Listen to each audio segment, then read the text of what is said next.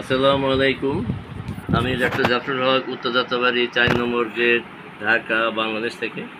আমার অনেকগুলি successful thyroid পেশেন্টের মধ্যে আজকে আরও একটি থাইরয়েড পেশেন্ট, যার নাম হলো আসানুল্লাহ।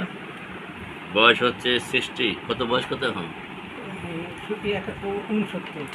69 বছর যার বয়স, 69 ইয়ার্স, যার 6/6/2024 অর্থাৎ 2024 সালে জুন মাসের 6 তারিখে TSH ছিল 7.1 এবং 2 মাস 14 দিন পরে অর্থাৎ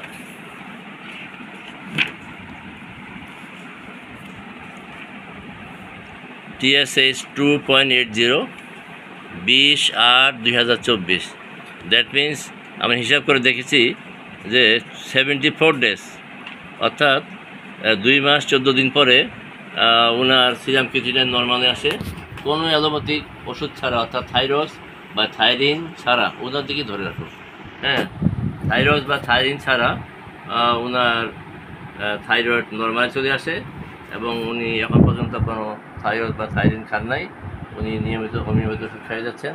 তাছাড়াও উনি আরও একটা জটিল সিকিউরিটি পেশেন্ট, জটিল কিডনি রোগী পেশেন্ট, যার সিরাম ক্রিয়েটিনিন ছিল দেখাচ্ছি 2.44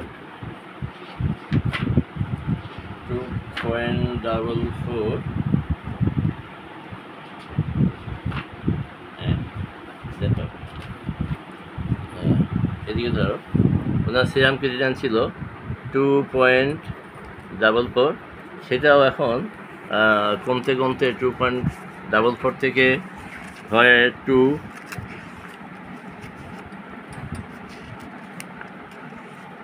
এই যে 2.44 থেকে আসে 2-এ, 2-এর পরে আসে 1.8-এ,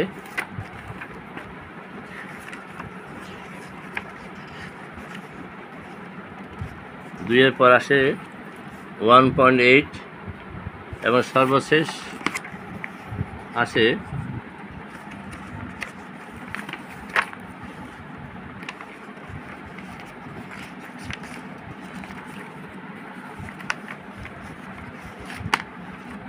1.76। 1.76, এই যে 1.76 দেখা যাচ্ছে না? আর কাছাকাছি নিব, ঠিক আছে।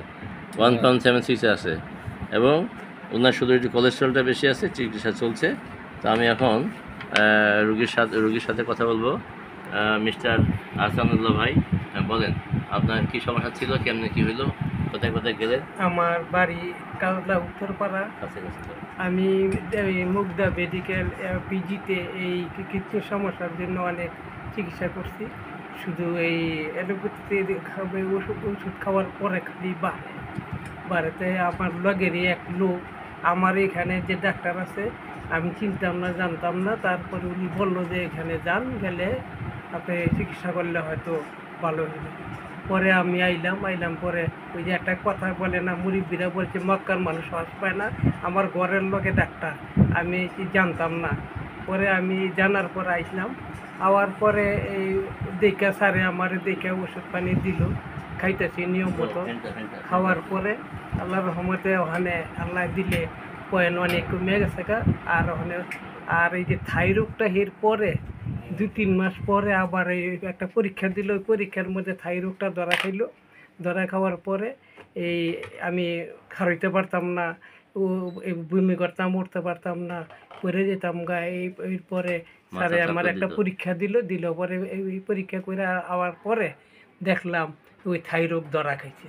থাই রোগ ধরা খাওয়ার পরে এই পরে ওষুধ পানি দিল। ওখানে খাইতে আল্লাহর রহমতে ওখানে আমার মাথা ঘুরানিও নাই, কোনো কিছু নাই।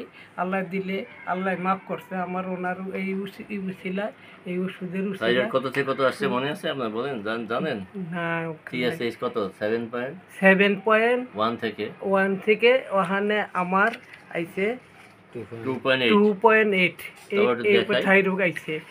আর আগে দেখাই, এই 2.8 আর আগে ছিল 7.1। TSH, এই যে TSH 7.1 আগে ছিল 6/6/2024 বর্তমানে হলো TSH, এই যে TSH 2.80।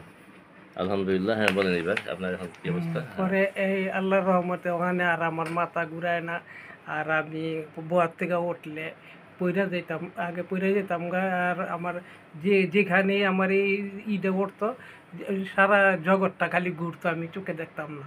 তো আল্লাহর রহমতে এই ওষুধের উছিলায় আমি এই ওখানে অনেক সুস্থ, অনেক ভালো আছি। হ্যাঁ, ধন্যবাদ মিস্টার হাসানুল্লাহ ভাই। আপনারা জানলেন যে আসলে হোমিওপ্যাথি ওষুধের মাধ্যমে যে থাইরয়েড যে ভালো হইতে পারে, এখন পর্যন্ত আমার মনে হয় যে 99% মানুষের ধারণা নাই যে থাইরয়েড ধরা পড়ছে, আপনাকে মৃত্যুর আগ পর্যন্ত আপনার থাইরয়েডস বা থাইরিন খেয়ে যেতে হবে। কিন্তু হোমিওপ্যাথি চিকিৎসার মাধ্যমে যে থাইরয়েড ভালো হইতে পারে, এখানে একটা এক্সাম্পল আপনারা দেখলেন। এর আগে আমার অনেকগুলো ভিডিও আছে যেখানে TSH 70 থেকে নর্মালে চলে আসছে, সেই ভিডিওটাও আগের ভিডিওতে আছে।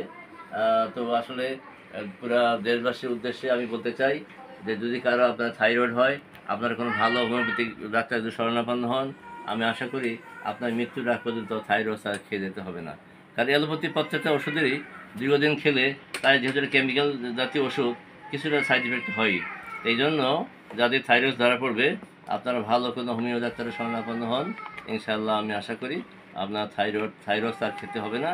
এবং আপনার যাবতীয়, যেমন আরও অনেক রোগী আছে যে থাইরয়েড খায়, থাইরয়েড আছে, পা ফুলে যায়, শরীর ফুলে যায়, পায়ে ব্যথা হয়। আমার বহুত রোগী, আমার রাজশাহীতে এক রোগী আছে যে রোগী অনলাইনের মাধ্যমে আমি দেখেছিলাম, যার থাইরয়েডের পয়েন্টে বেশি ছিল, উনি থাইরয়েড তো খাইতো। তারপরে আমার চিকিৎসা করার পরে উনি থাইরয়েড খাওয়া বন্ধ করে দেয় এবং আমার ওষুধ নিয়মিত চালায়। যার নাম ছিল মনোয়ারা, ওনার বাড়ি হলো রাজশাহী কাটাখালী। উনি আমার ওষুধ খেয়ে ভালো হওয়ার পরে যখন ঢাকায় আসেন, তখন আমি আবার ওনার সাক্ষাৎকার দিই। তো আসলে এরকম অনেক এক্সাম্পল আছে, শুধু একটা রোগীই না। অনেকে ভাবে যে না কোনো কর্মে হয়েছে তার অন্যগুলো হবে না। না, আসলে আমি প্রত্যেকটা রোগীর ক্ষেত্রে ভালো রেজাল্ট পাচ্ছি। আল্লাহর কাছে কোটি কোটি শুক্রিয়া। আল্লাহ ওনাকে আরও সুস্থ রাখুক। আরও যে সমস্ত অসহায় মানুষ কষ্ট পাচ্ছে, আল্লাহ সবাইকে সুস্থতা দান করুক। আমি সবার কাছে আমার জন্য সুস্থতা কামনা করে এখানে শেষ করছি। আসসালামু আলাইকুম ওয়া রাহমাতুল্লাহি ওয়া বারাকাতুহু।